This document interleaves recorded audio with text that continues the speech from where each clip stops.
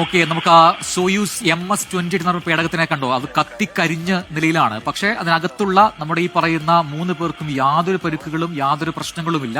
പക്ഷേ അതിന്റെ പുറംപാളി ആകെ കത്തിക്കരിഞ്ഞ നിലയിലാണ് എന്നുള്ളതാണ്. കാരണം ഈ പറയുന്നത് നേരത്തെ ഞാൻ സൂചിപ്പിച്ചതാണ്, 2000 മുതൽ 2500 ഡിഗ്രി സെൽഷ്യസ് വരെ ഹീറ്റ്, താപം, അത്രമേൽ താപമുള്ള സമയത്താണ് ഇത് ഭൂമിയുടെ അന്തരീക്ഷത്തിലേക്ക്, അറ്റ്മോസ്ഫിയറിലേക്ക് പ്രവേശിക്കുക.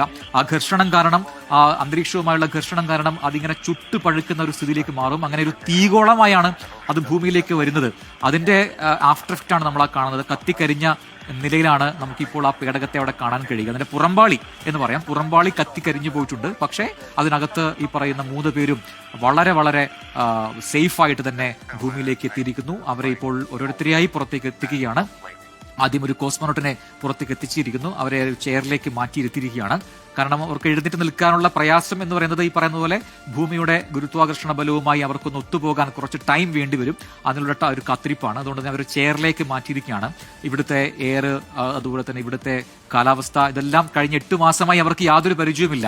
ആ 8 മാസക്കാലത്തെ ഒരു മാറ്റി നിർത്തിയ ആ ഒരു ഇതിൽ നിന്നും പുതിയൊരു ഈ പറയുന്ന പോലെ ഭൂമിയുടെ ഒരു അന്തരീക്ഷത്തിലേക്ക് അവർ മാറി വരാൻ കുറച്ച് സമയമെടുക്കും. യഥാർത്ഥത്തിൽ അതിന് ആഴ്ചകൾ എടുക്കുമെന്നാണ് പറയുന്നത്. ആഴ്ചകളോ മാസങ്ങളോ എടുത്തേക്കാം. അതിനൊക്കെ കൃത്യമായിട്ട് അവർക്കൊരു പീരീഡിലേക്ക് അവരെ മാറ്റുകയും ചെയ്യും. അതിനുള്ള ഘട്ടങ്ങൾ അടുത്തതാണ്. ഇനിയിപ്പോൾ അവരെ സുരക്ഷിത കേന്ദ്രങ്ങളിലേക്ക് മാറ്റിയ ശേഷം കൃത്യമായ പരിശീലനമൊക്കെ നൽകിയ ശേഷമായിരിക്കും ഒരു റെഗുലർ ലൈഫിലേക്ക്, ഒരു സാധാരണ ജീവിതത്തിലേക്ക് അവർക്ക് മടങ്ങി വരാൻ കഴിയുക. ഇപ്പോൾ ദൃശ്യങ്ങൾ കാണാം, വളരെ ക്ലോസ് ആയിട്ട് കാണാം നമുക്ക് ആ സോയൂസ് MS-20 എന്ന് പറഞ്ഞ പേടകം.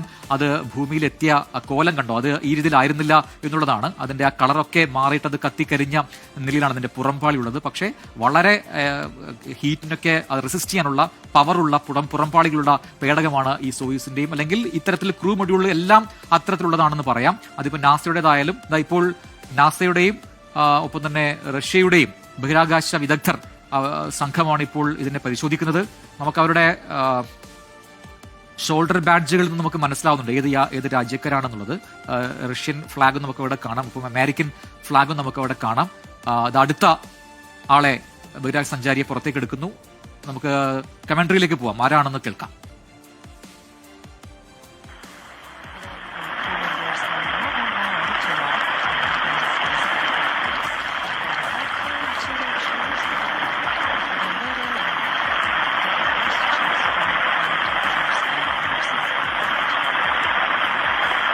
എന്തായാലും ശബ്ദത്തിൽ ക്ലാരിറ്റി കുറവുണ്ട്. രണ്ടാമത്തെ ആളെയും പുറത്തേക്ക് എത്തിച്ചിരിക്കുകയാണ്.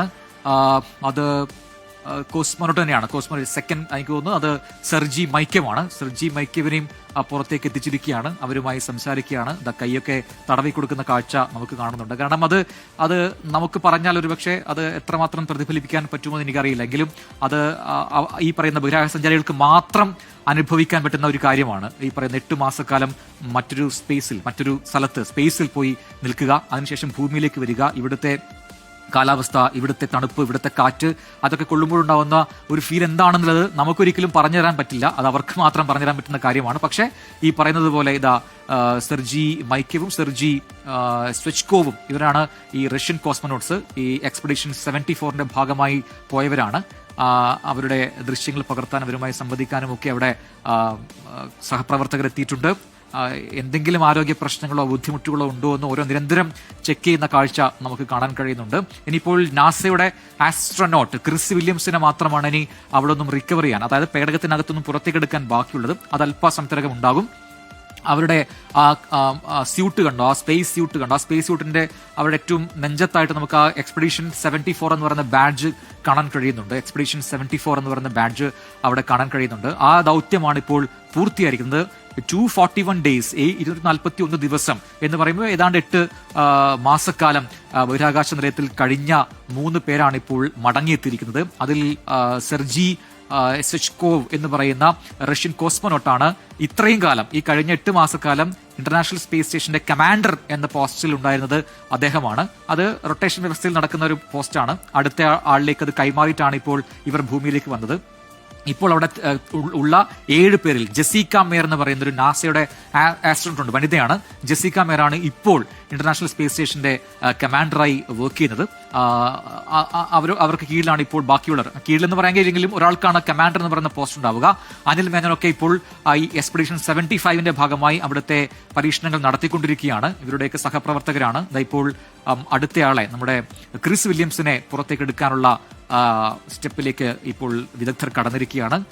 ഓരോ ഘട്ടത്തിലും അവരുമായി സംബന്ധിച്ച് അവർ വളരെ കംഫർട്ടബിൾ ആക്കി മാത്രമേ അവരെ പുറത്തേക്ക് മാറ്റുകയുള്ളൂ. 2 പേർ നമുക്ക് ദൃശ്യങ്ങളിൽ കാണുന്നത് പോലെ ഒരു ടീമായി നിന്ന് പ്രവർത്തിച്ച 3 പേരിൽ 2 പേർ ഇപ്പോൾ പുറത്തേക്ക് എത്തിയിരിക്കുകയാണ്. കോസ്മോനോട്ട്സ് 2 പേരും പുറത്തേക്ക് എത്തിക്കഴിഞ്ഞു. ഇനി ആസ്ട്രോനോട്ടായ നാസയുടെ ആസ്ട്രോനോട്ട് ക്രിസ് വില്യംസിനെയാണ് ഇനി നമ്മൾ കാണാൻ പോകുന്നത്. അല്പസമയത്തിനകം ക്രിസിനെ പുറത്തേക്ക് എടുക്കുകയും ചെയ്യും. അവർക്ക് വേണ്ട പ്രാഥമികമായ ശുശ്രൂഷകളെല്ലാം തന്നെ അവിടെ ചെയ്തു കൊടുക്കുന്നത് നമുക്ക് കാണാം. മുഖമൊക്കെ തുടച്ചു കൊടുക്കുന്നുണ്ട് അവിടുത്തെ വിദഗ്ധർ. ഓരോ രീതി, ഓരോ പ്രോട്ടോക്കോൾ ഉണ്ട് കൃത്യമായിട്ട് ഇത് എങ്ങനെയാണ് ചെയ്യേണ്ടതെന്നുള്ളത്. നേരെ സ്പ്ലാഷ് ഡൗൺ ആണെങ്കിൽ കടലിലാണ് അവർ വീണതെങ്കിൽ, കടലിലാണ് പതിച്ചതെങ്കിൽ, കടലിലാണ് പതിക്കുന്ന ആ രീതിയിലുള്ള പേടകമാണെങ്കിൽ ഇങ്ങനെയുള്ള പ്രൊസീജേഴ്സ് അല്ല നമ്മൾ കണ്ടിട്ടുള്ളത്.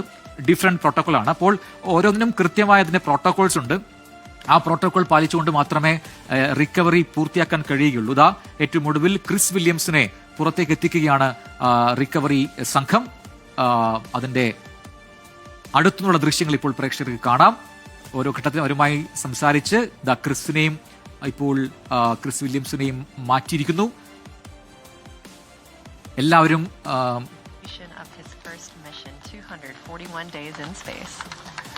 With Soyuz safely on its way from station for the final leg of the journey home, we'll sign off briefly while Soyuz continues moving away from station to its point of the deorbit burn, 41 kilometers away.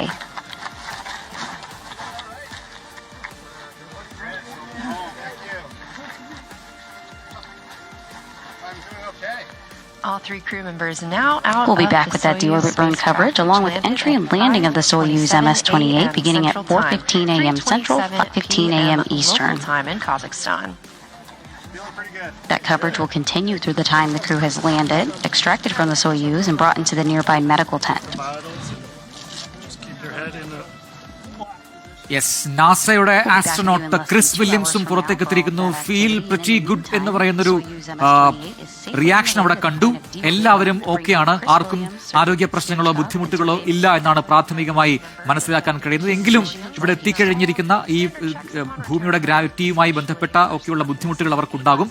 അത് വളരെ മെല്ലെ മാത്രമേ ശരിയായ രീതിയിലേക്ക് വരികയുള്ളൂ. ഈ ഭൂമിയുടെ ഗുരുത്വാകർഷണവുമായി പൊരുത്തപ്പെടാനൊക്കെ അല്പസമയം വേണ്ടിവരും. കുറച്ച് കാലങ്ങൾ, കുറച്ച് ആഴ്ചകൾ തന്നെ വേണ്ടിവരും എന്നുള്ളതാണ്. മൈക്രോ ഗ്രാവിറ്റിയിൽ നിന്നും തിരികെ ഭൂമിയിലേക്ക് എത്തിയതാണ്. അതെ, കൈവീശി കാണിക്കുന്നുണ്ട് ക്രിസ്. അപ്പോൾ എവറിത്തിങ് ഈസ് ഓക്കെ.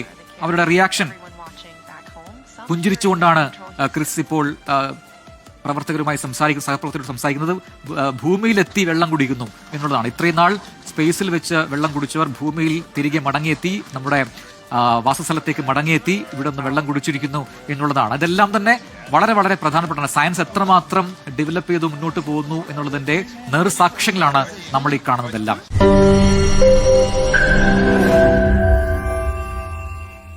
ലോകത്തെവിടെയായാലും ഏത് സമയത്തും 24 വാർത്തകളും ഓഗ്മെന്റഡ് റിയാലിറ്റി പാക്കേജുകളും എക്സ്പ്ലെയിനറുകളും വിശദമായി കാണാൻ ഞങ്ങളുടെ യൂട്യൂബ് ചാനൽ നിങ്ങൾക്ക് സബ്സ്ക്രൈബ് ചെയ്യാം.